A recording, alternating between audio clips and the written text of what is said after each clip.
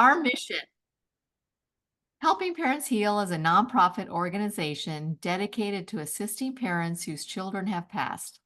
Through support and resources offered, we aspire to help individuals become shining light parents, meaning a shift from a state of emotional heaviness to one of hopefulness and greater peace of mind. HPH goes a step beyond other groups by allowing the open discussion of spiritual experiences and afterlife evidence in a non-dogmatic way. HPH affiliate groups welcome everyone, regardless of religious or non-religious background, and encourage open dialogues. Attendance at this meeting is voluntary. We hope that participants will learn from and share with each other. Discussions here are confidential and not designed to replace traditional therapy or spiritual counseling. Helping Parents Heal offers a wide variety of speakers, allowing parents to learn about many possible ways to heal. This includes presenters covering progressive topics such as afterlife evidence and connecting with children who have passed. The views expressed by our guest speakers may or may not reflect the opinions of Helping Parents Heal leaders and members. So we ask that you take from their presentations whatever may benefit you personally. So welcome, everybody.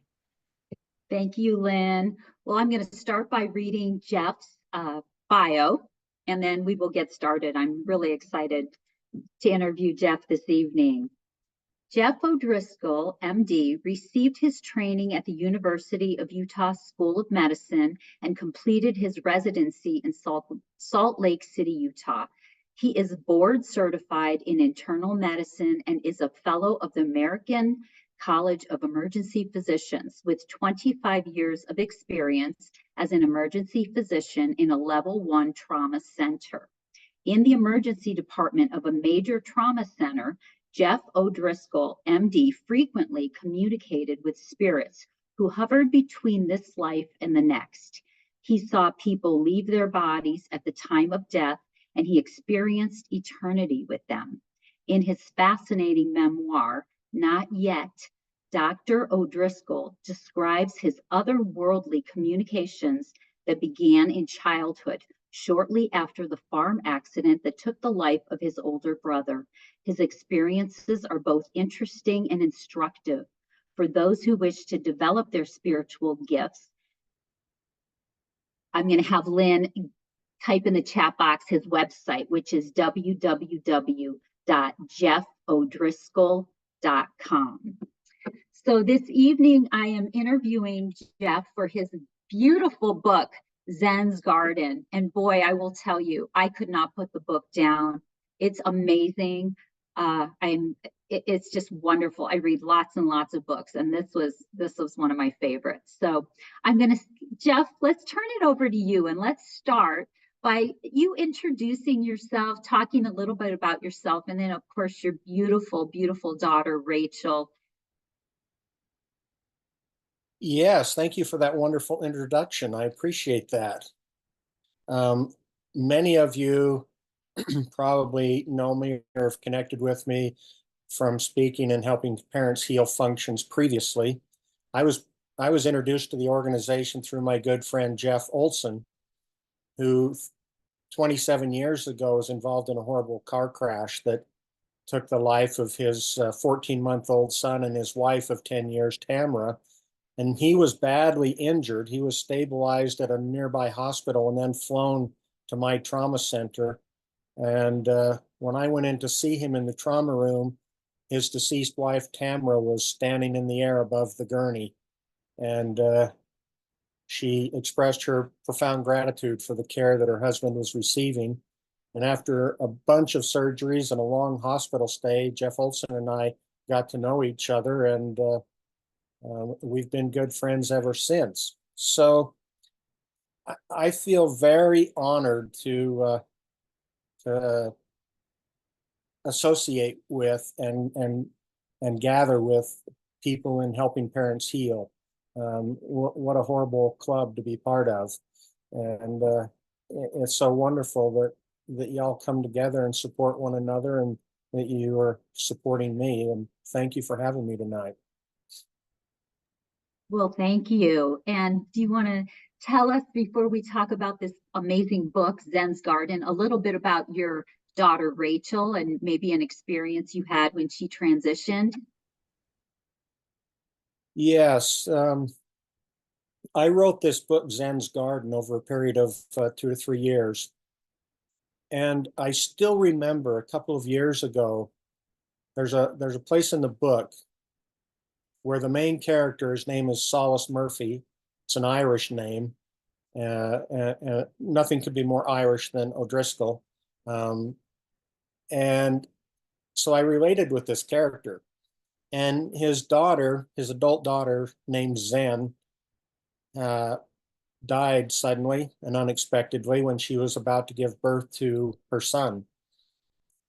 And it was about 4 or 5 years after Zen's death that Soulless was sitting talking with his wife, Claire, and he was just overcome with emotion. And he said, God, I love that kid. Just from the absolute depths of his soul. And I remember when I wrote that line, I broke down and I wept.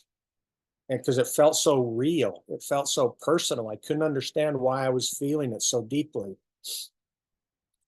So I got through writing the book a year ago last April, and I set it aside when my father's health took a turn for the worse. And I moved into my parents' home and took care of my father for about 6 weeks until he passed away. And then a week after his funeral, my daughter Rachel was diagnosed with inoperable stage 4 lung cancer. We got the news on her 32nd birthday. I sat up in the hospital with her all night. And she was this brilliant, vivacious young woman who was at the pinnacle of her career. She'd been a NICU nurse, a newborn ICU nurse for 8 years, and she had just taken a job, her dream job, as a neonatal flight nurse with aeromedical transport team. And she was just so thrilled about that. Been married 9 years and had 2 children. And then we get smacked with this diagnosis. And so a few months later, last summer, I suddenly remembered the book sitting on my computer and that line I'd written a couple of years ago when Soulless talked about how much he missed his daughter. And my jaw just dropped open, and I just thought, oh, how can this be? And Rachel only survived 6 months. None of the treatments that they tried helped her much in any way, and she transitioned last November. So it's not even been a year yet.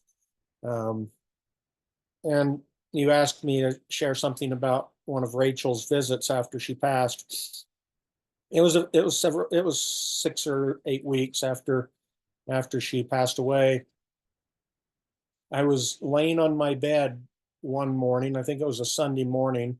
I was all by myself. My wife was elsewhere in the house, and the sun was streaming through the windows and into the entry to the bedroom. And it was just a beautiful morning. And all of a sudden, Rachel just walked into the room. And she just had that beautiful signature smile that she carried throughout life. And in the last few months of her life, her tumor in her chest was so big, it had a very high metabolic rate. So she was just always very hot. It couldn't get cooled off. And she wore this fan, this little neck fan around her neck to try and cool off. And she wore her hair up in a bun to get it off of her neck because she was always hot.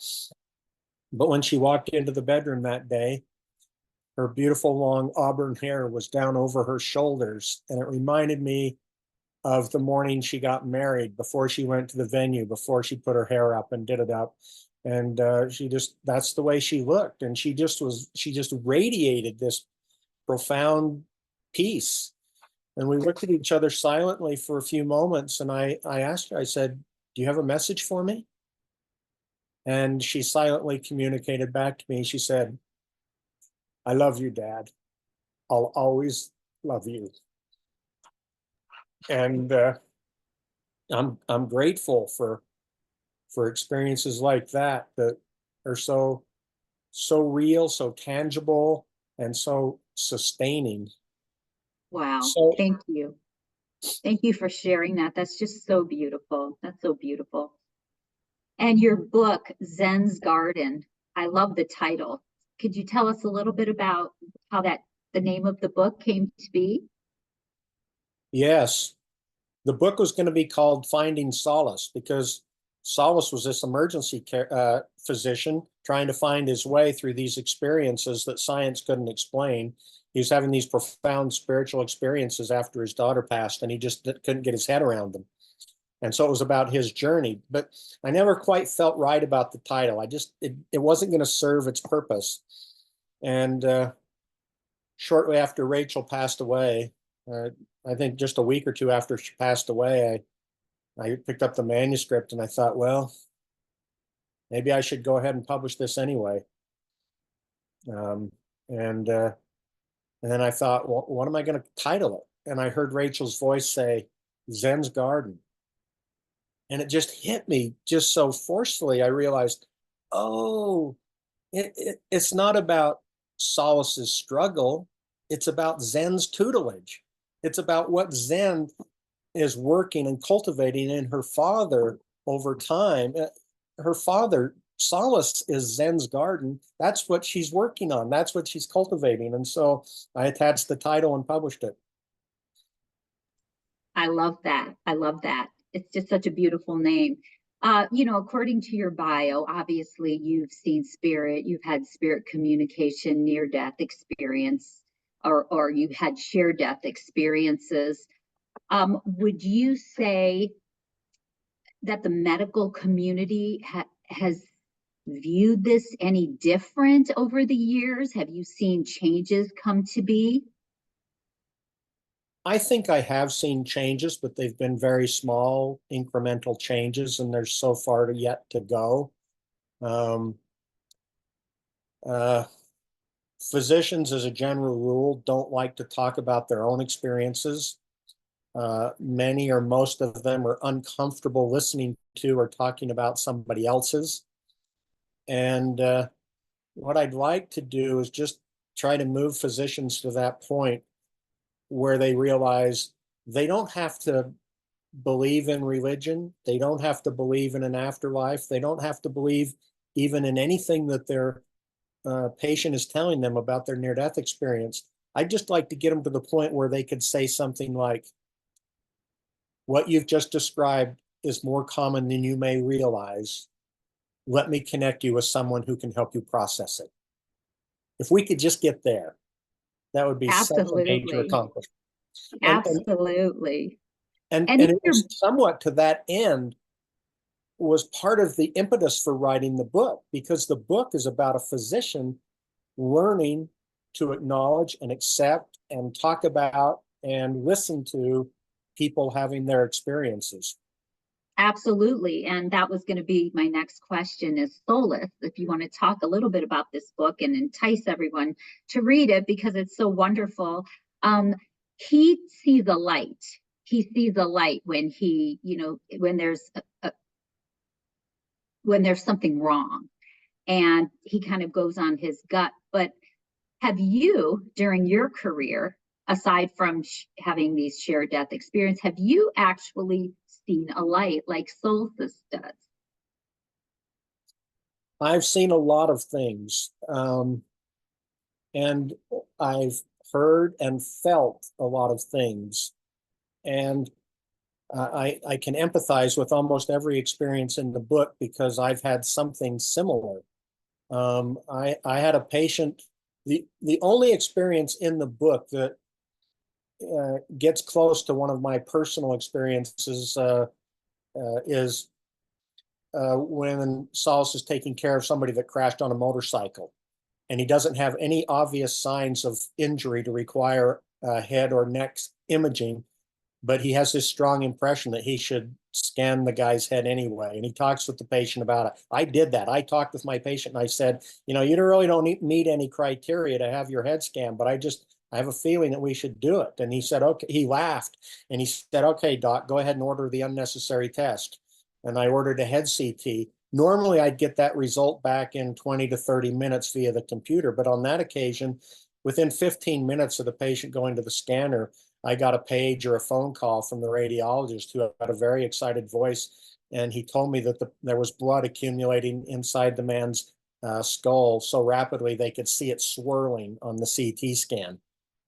And I called a neurosurgeon, and 15 minutes later, he was up in the OR having that blood collection drained. If I had not responded to that feeling I had and ordered that scan, he almost certainly would have gone home and died that night. Wow, interesting. Very, very interesting. In the book, again, going back to that, Zen's father asks Zen's mother if she believed that possibly Zen had a premonition that she was not going to be here for very long.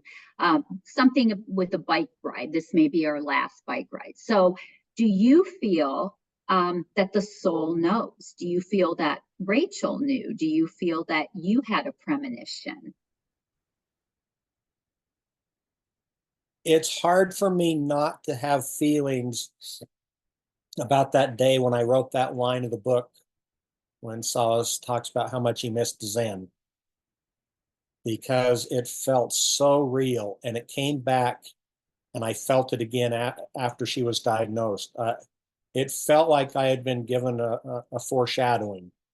So yes, I think some people do have experiences, and I have had personally some experiences that make me think that not always, but sometimes we get a warning, we get a premonition, we just have a knowing without being able to explain where that knowing comes from.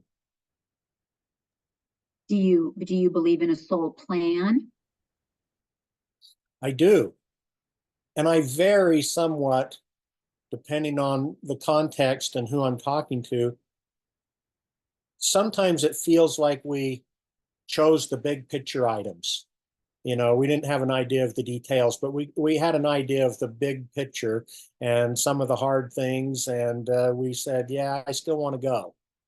And some days it feels like we knew every detail before we came and we still chose to come. But I think we were given a choice. I think we knew what we were stepping into and that we still chose to do it. And that can be hard. I remember talking with my mother a few days after my father's funeral. They'd been together for 70 years. And I think my mother was 19 when she got married. She went directly from living with her father to living with her husband. And she'd never been alone her whole life. And she said, I just can't believe I chose this. She was hurting so bad. And I said, Mom, you have to think about this differently. If this pain was what you had to go through to spend the last 70 years together with Dad, would you do it? She goes, oh, yes, of course. And I said, well, that's how you have to think about it. You can't just wallow in this little window of pain without putting it into context, because the pain, the sorrow, it's the price we pay for the love. The depth of our grief is directly proportional to how much we loved. And as much as we hate the grief, it's a reflection of our love. I agree. I agree. You know, I found it interesting during the book just because I talked to so many parents, and the dynamic in the relationship, how Soulless really struggled in talking about this, whereas his wife had been open from the beginning. And I loved seeing the relationship as it evolved between the two of them and how she helped him through it. Do you find that a lot with people that you come across where, you know, husbands and wives, they struggle because their beliefs are different? And I really appreciated the way you did put that in the book, because I see that so very often with couples. Yes, I got some of that from talking with a friend of mine. In fact, Soulless's wife dies giving birth to Zen, and then she's resuscitated, and she has a near-death experience that Soulless won't ever let her talk about. And and that seems really strange, but my friend Stephanie Arnold died from an amniotic fluid embolus giving birth to her child, and she was resuscitated, and she had a profound near-death experience. She wrote a book about it. And I was visiting with her and her husband one day when it became clear to me in listening to them talk, she always felt constrained about what she could say because it was so painful for her to talk about it. And I wrote that into the book about how much Soulless finally brings her around to realize, listen, every time you talk about dying, I feel it again. I experience it. You were unconscious, but I was there watching what happened and experiencing it. And it helped me understand how much pain the spouse could feel, even though they weren't the one going physically through it. So you get these scraps of experience from all different facets of your life that inform how you write about an experience in a book. Yes.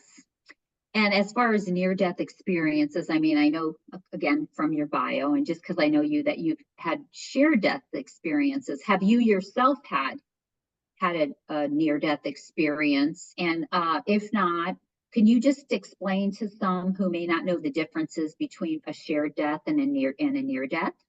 Right. No, I have not had a near-death experience. I've had some of what I call damn near-death experiences where I thought I might die, but I didn't actually go through the typical near-death experience. A shared death experience can be very similar to a near-death experience, except for the person having the experience is not the one that's sick or injured. They may be a loved one, a family member, a close friend, even a physician like myself, who is in proximity to the person that is going through the transition. They may be in proximity geographically or chronologically. They don't have to be in the same room. I have friends who have had shared death experiences who were on the opposite sides of the country when it happened, but they may have a transformative spiritual experience. Sometimes they feel like they accompany their loved one into the next life and stay there briefly before coming back. And one of the things that's really powerful about shared death experiences is these are people generally who are wide awake, alert, healthy, not injured, not on drugs, not having seizures. None of the mechanisms that are used to explain near-death experiences apply to people that have shared death experience. Science has no answer for shared death experiences. And that's another reason I wrote what I wrote in the book, because Soulless has this profound shared death experience while he's administering chest compressions to his 19-year-old daughter, trying to resuscitate her. And he sees her standing in the air above her body, holding the yet to be born infant child that she was carrying. And Soulless has this profound shared death experience, which is part of what sets him on his journey. Yes, and that portion of the book reminded me a little bit of Jeffrey Olson when he saw his wife and his little boy on the other side. That, that reminded me a little bit about that. Would you say you yourself, because so many people who start to really see spirit on the other side, it happens after a near-death experience or after some tragedy. Would you say that it was your brother's passing that kind of started you on this journey when you were younger, that started having you see spirits and the understanding you started to get? Yes, I didn't tackle that question for a long time until I wrote my book and published it, and people started asking me that question, and I started looking a little bit more introspectively at my life, wondering where did this start and why did it start? And I finally came to the conclusion it started just a month before my 12th birthday, when my older brother, to whom I was very close, died in a farm accident. And it was a few years later. I think I had a lot of experiences that I never wrote down and don't remember, but one that I had when I was about 16, I did write down. And so I remember it, and it was driving a car. And it was a very dangerous situation with a friend after night, a couple of friends actually. It was after dark, and we were going on a narrow, windy road. None of us had on seat belts, going much too fast. and a voice spoke to me and said, "You have to slow down." And I was in a very rebellious part of my life. I would not have listened to any authority figure, but the voice wrapped itself around me and it became part of who I was. And I slowed down and went around the corner, hit a Cadillac head on. There was a lot of damage, but nobody was injured. And I think that if I hadn't have heard that voice that night, I might have died. And I came to realize that that was my brother's voice. And it became his visits, his messages, and then other messengers started coming more frequently as time went on. Yes, I do definitely believe that. I know my son has told me one time to watch out as I looked up and I was going, head on into a truck. I didn't hear it. So we definitely hear them, and they definitely protect us and keep us here since, if it's not our time to go. You had said in the book, you just made I don't know, it was so beautiful, but you commented on, people hurting others. What would you say about that? What would you say about why people hurt others?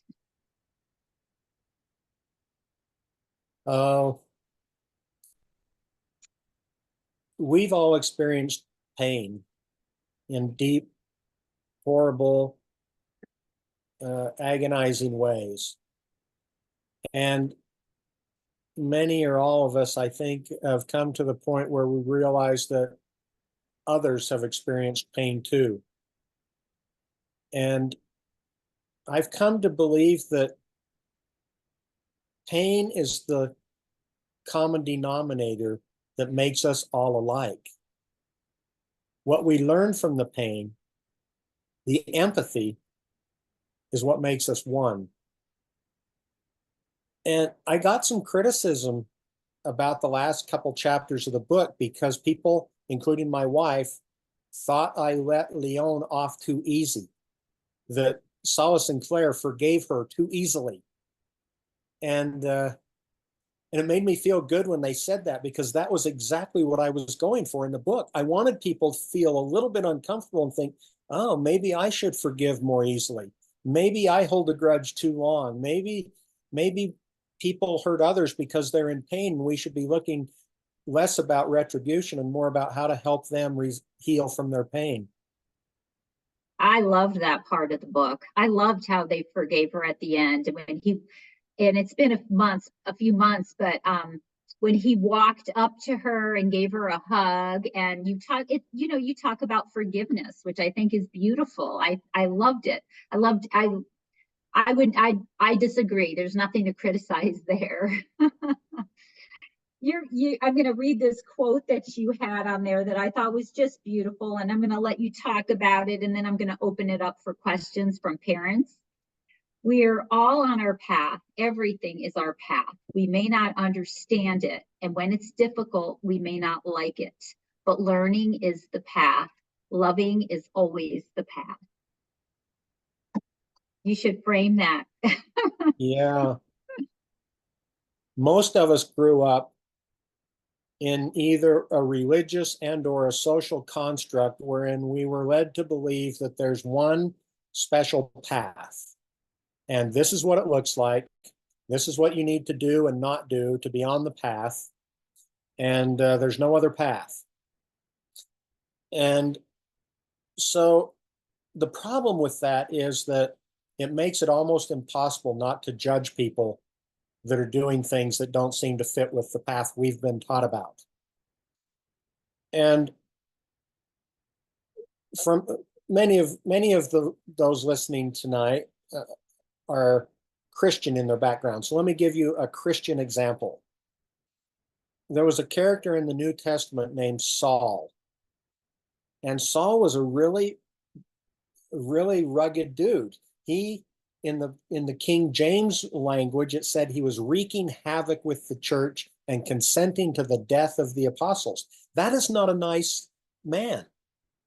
And I've never yet met anybody that thought Saul was on his path, on the right path. But if you keep reading, there comes this point where Saul was walking the road to Damascus and he walked smack dab into the face of the resurrected Christ. And he said, "Who are you?" And the Christ identifies himself, and then he asks the question, what do you want me to do? And he sends him on his mission. And Saul becomes Paul, the Paul that wrote the epistles in the New Testament. He literally wrote the book of Christianity. And this is my point. You can get this example from many different traditions, not just Christianity. I just happen to choose one from Christianity. This is my point. Saul was always on his path. What he learned from all those horrible experiences in his youth made him what he was as an adult. It gave him empathy for the people he was speaking with. He knew how to talk the language. Every experience was utilized to the benefit of the people, of himself and the people he influenced. So a few years ago, a messenger came to me and said, every experience is to enable you to help someone else. I said, well, no, wait a minute. I thought experiences were for personal growth. And then I could go help people if I wanted to. And the messenger was very adamant and said, the primary purpose of every experience is to enable you to help someone else. You get the secondary benefit of personal growth. So I had a bunch of notes that I was going to use to speak at Rachel's funeral, things I thought were important to say. And the night before the funeral, Rachel came to me. She said, no, Dad, speak about speak about gratitude and miracles. Because that's what writes on our soul. That's what changes who we are. That's what inclines us to reach out and help others who are suffering. Absolutely. I have a question here, Jeff, from one of our parents. It's from Sherry. She said, during Rachel's vivid visitation, did you communicate in a heightened state of consciousness, meeting within and in between space, or did she appear as an apparition within, let me scroll down, within your room? And she said, thank you for sharing your experience. People have asked me similar questions over the years, and the way I try to describe it is like this. From a medical perspective, as a doctor, the way sight works is electromagnetic waves travel through the air. They go through my cornea, through my lens. They focus on my retina, which converts them to electrical signals that travel down the optic nerve, cross over, and go to the opposite occipital cortex, which supposedly forms an image. That's how sight works from a medical perspective. When I see things, it's as if all of those physiologic steps are bypassed and I just get the pure, unadulterated image. So for me, it feels like Rachel standing right there in the room with me. It feels like I could have gotten up off the bed and walked across the room and reached out and touched her. If somebody else had been in the room with me, they might not have seen it or experienced it all at all. But the communication was pure and perfect and instantaneous and without words. She communicated to me. She said, Dad, I love you. I'll always love you. And it just went through every cell of my body and every fiber of my soul instantaneously without her ever speaking it with her mouth. That's wonderful. I know that there's so many parents that are working on getting that visit, that, that feeling. Do you meditate? Do you do anything towards, because we talk about how meditation, and I mean, some of us naturally have these abilities. I work hard at them. I meditate. Do you meditate, or is this just something that's just, you're just so lucky that it's there for you, that communication? All of the above. I pray, I meditate, I ponder. Sometimes I have experiences when I least expect them. Sometimes it happens when somebody says something, when I hear a person's name. Sometimes it's just as simple as me pausing for a moment and thinking, oh, I wonder if they're here. I wonder if they have a message for me or something like that.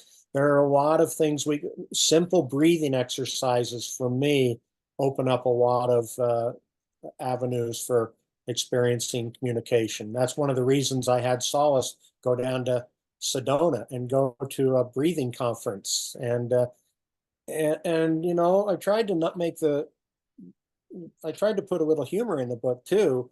You know, he confesses to Claire where he's going, what the conference is about breathing, and she starts laughing out loud. She can't stop laughing, and she goes, "Oh, Solace, the closest you ever came to intentional breathing is when you asked Zen to pull your finger, and she thought you were serious." You know, uh, so he's learning along the way. Breathing exercises really help me connect sometimes. And I liked it the way, you know, he struggled with it at first. It wasn't instant. You know, I think the book will resonate with so many people because we all are going through these experiences as we're trying to find that connection. And even though he'd had it, he did that shared death experience as his daughter passed away. He still struggled. It wasn't automatic, and he had to work at it. And because of his medical background, you know, he still found it hard to believe. So you just really brought the book together. And I just really, you know, I just really enjoyed it. And I know everyone will. So I really highly recommend that they get that book. And if if anyone has any more questions, please put it in the chat. Otherwise, I'm going to ask Jeff, just let us talk a little bit more about your book. Tell us whatever you want as kind of your final closing statements of the evening. Well, interesting, when you were talking, it triggered a thought. Just yesterday, I have a friend who has chronic regional pain syndrome, which is what Claire struggled with her severe pain issues.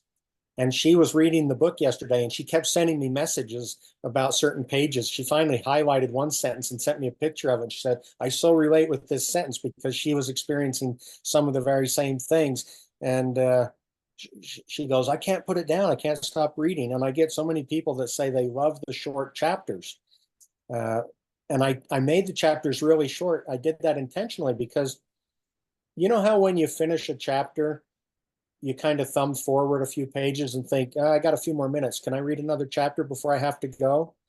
Well, I wanted the answer to that question to always be yes.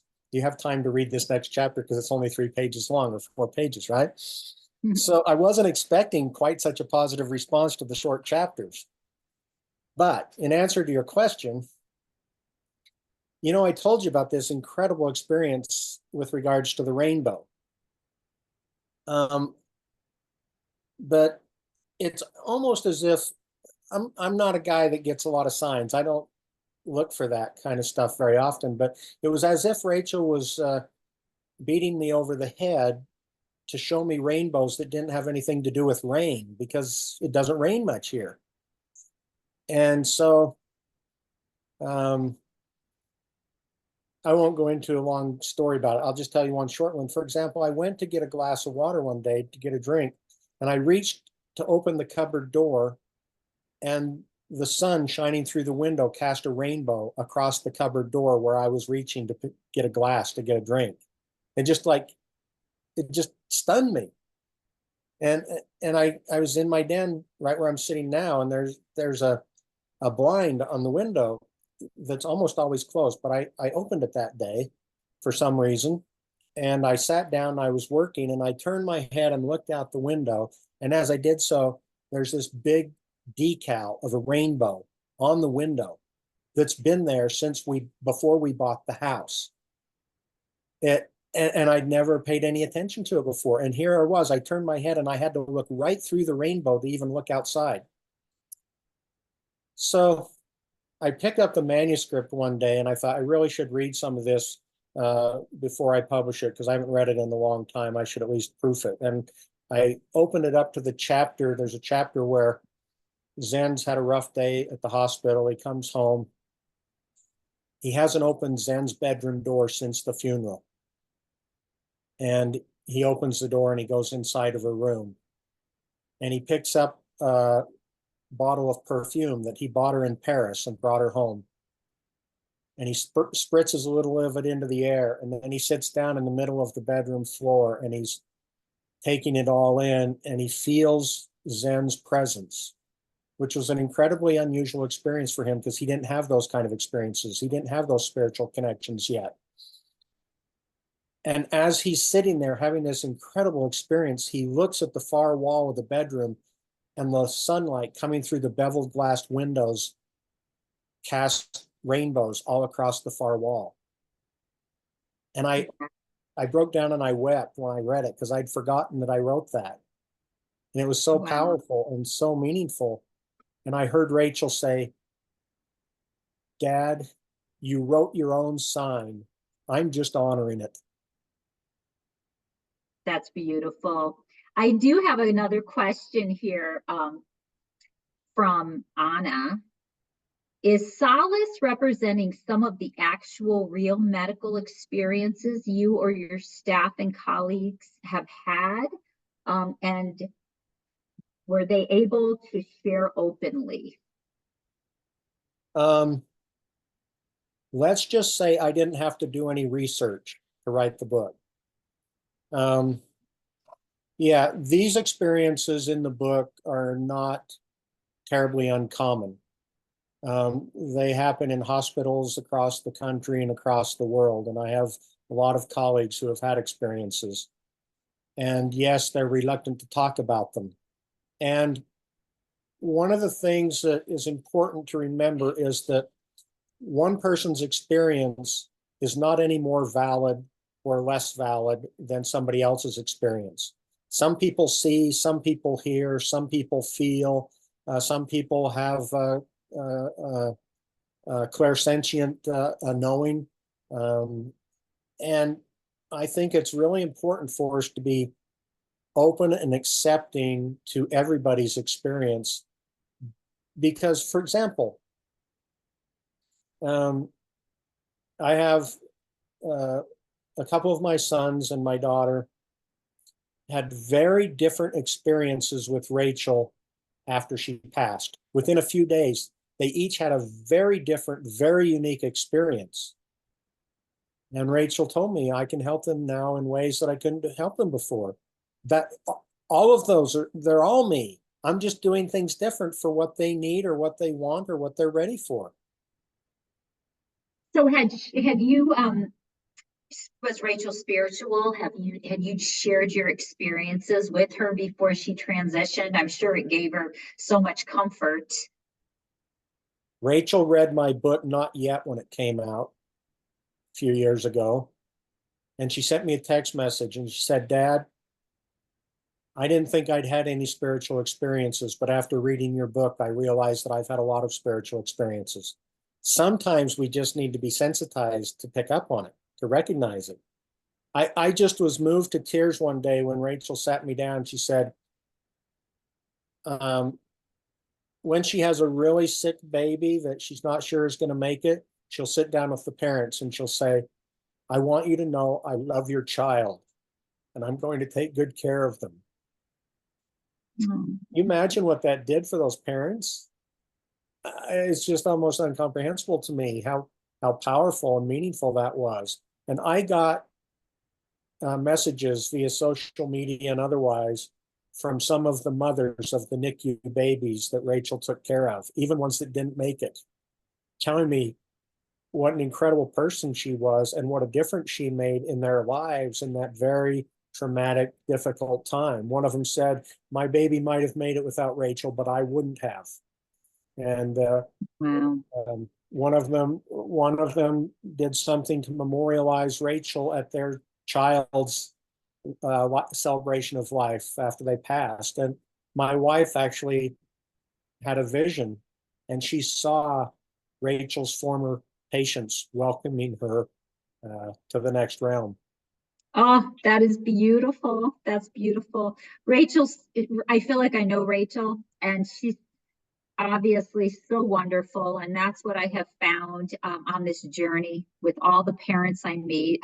These kids, our kids, they're special. They're special. They're wonderful. And that's why they finished what they came here to do. And that's why they don't have to stay. They're all they're all so kind and very evolved. So thank you for sharing, Rachel, with us, and thank you for sharing the book. I think it's wonderful. I highly recommend it. And let's see if we have any more questions before we let. And thank you all for reading. And I'm glad that you enjoyed it. My only advertising is word of mouth. So if you tell a friend, I'd appreciate it. And I'd love to have a review on Amazon. But I've learned if you leave a review on Amazon, don't mention that you know me. The reviews have more credibility if you don't mention that you know the Yes. author. Well, I truly enjoyed it. I mean, like I said, I didn't even want to put it down, and I read all the time. So it looks like there's one. Let's see here. I'm scrolling. It looks like there might be one more question here.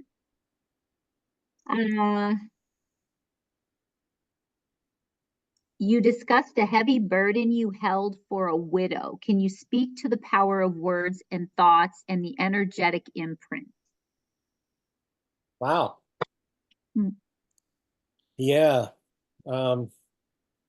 This was It looks like it was in your book, not yet. It's in my first book, not yet.